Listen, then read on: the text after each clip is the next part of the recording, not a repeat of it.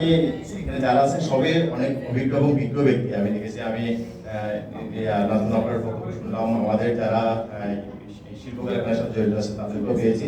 আমি একটা জিনিস আমরা অনেক জায়গায় কিন্তু ভিজিট করি মিডিয়ার লোক হিসেবে, আমরা একটু অলি গলি একেবারে বলতে গেলে ইপিজেডের যে প্রত্যন্ত এবং ওখান থেকে শুরু করে জেলা উপজেলা প্রত্যন্ত অঞ্চলগুলো তো আমরা দেখেছি। এখানে কিন্তু ডে কেয়ার নামে কিন্তু কিছু প্রাইভেট আমরা একটা ফ্লোর বা দুইটা রুম ভাড়া নিয়ে দেখি যে আমরা কিছু প্রাইভেট এই ডে কেয়ার খোলা হয়। আসলে এখানে প্রশ্নটা আমার করা দরকার ছিল আমার ফারুক এবং নাজমুল আপাকে। আমি সবার গাদার দিয়ে একসাথে সবার সামনে তুলে ধরছি আর কি বিষয়টা।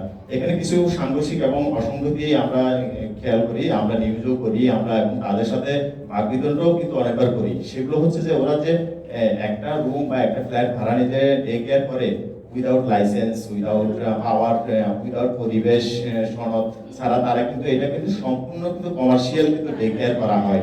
এই ডে কেয়ার গুলো কিন্তু আমরা যখন ঢুকি আমরা দেখি কিন্তু তার একটা বাচ্চা থেকে ইভিজেটাল গায়ে একটা মা বেতন পায় 6 থেকে 8 হাজার টাকা, কিন্তু ডে কেয়ার গুলোতে বেতন নিয়ে ফেলে 5 হাজার টাকা। তো এইরকম কমার্শিয়াল ভাবে তারা কিন্তু এই ডে কেয়ার গুলো চালাচ্ছে। এটা আমি দেখলাম অস্বাস্থ্যকর। তাদের কোনো পুষ্টিবিদের কোনো নিউট্রিশনের কোনো ধরনের কোনো চিন্তা ভাবনা নাই, কি খাবার দাবার এইসব নিয়ে কোনো আইডিয়া নেই।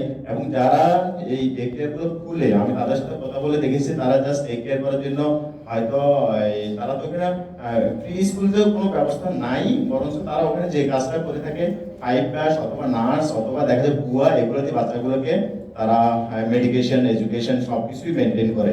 কিন্তু but they are not higher educated people, তারা কিন্তু অজ্ঞ, কমপ্লিট ইগনোর এই সংক্রান্ত আমি যে ম্যাডাম দুইজন আছে ওনারা প্রচুর কাজ করে এগুলো নিয়ে, এবং সাথে কিন্তু আমাদের যারা আছে বাইরে যে ভাইরা কাজ করছে দেখে আসছে, এবং আমাদের ব্যাংকার ভাইরা আছে, সবাই কিন্তু ডে কেয়ার আমরা জানি যে ঢাকা কিন্তু অনেক এগিয়ে গেছে। আমার ওয়াইফ কিন্তু ব্যাংকার, আর ঢাকায় কিন্তু এমনকি প্রতিটা ব্যাংকের ভিতরেও কিন্তু ডে কেয়ার রাখা হয়েছে অনেক বছর আগে থেকে। সেই হিসেবে কিন্তু আমরা চট্টগ্রামে কিন্তু অনেক পিছিয়ে আছি, যার কারণে চট্টগ্রামে এই কাজটি যে কারিদাস শুরু করেছে এই পয়েন্টটা নিয়ে, এই পয়েন্টটা এগিয়ে যাওয়ার পিছনে যে সবাই যে সম্মতি দিয়েছেন, আমার মনে হয় এই সবাই যদি কারিদাসকে অথবা মমতা যারা কাজ করছে তাদেরকে যদি আমরা সম্পূর্ণভাবে যদি হেল্প করি, আমার মনে হয় চট্টগ্রামেও কিন্তু আসলে অনেক ভালো একটা কাজ হবে।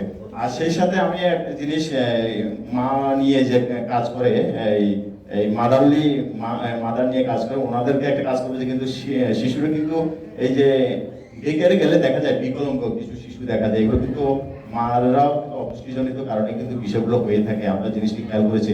তো আমি সবার কাছে একটা লম্বা আসলে কথা বলে অনেক কিছু কথা বলেছি, আমরা আসলে বিভিন্ন প্রোগ্রামে গিয়ে কথা বলা আমাদের রাইটসও নাই, তারপরে কিন্তু এখানে কথা বলেছি এমন একটা টপিক, এটা আমি বলবো যে আসলে ভেরি এডুকেটিভ টপিক, যার কারণে এখানে আমি নলেজ শেয়ারিংটা করছি। আমি জানতে চাইবো এবং আমি সহযোগিতা চাইবো, এবং আপনারা এই টেকারগুলো ভিজিট করেন, তদন্ত করেন, আইন শৃঙ্খলার প্রয়োজনে যেদিন যাবেন মিডিয়াদেরকে নিয়ে যাবেন, এগুলোতে আপনারা অভিযান দেন, জেলা প্রশাসনের সাথে কথা বলে আমার মনে হয় এগুলো বন্ধ হওয়া উচিত। আর যদি কেউ মানসম্মত করতে পারে তাদেরকে লাইসেন্সের আওতায় আনা উচিত।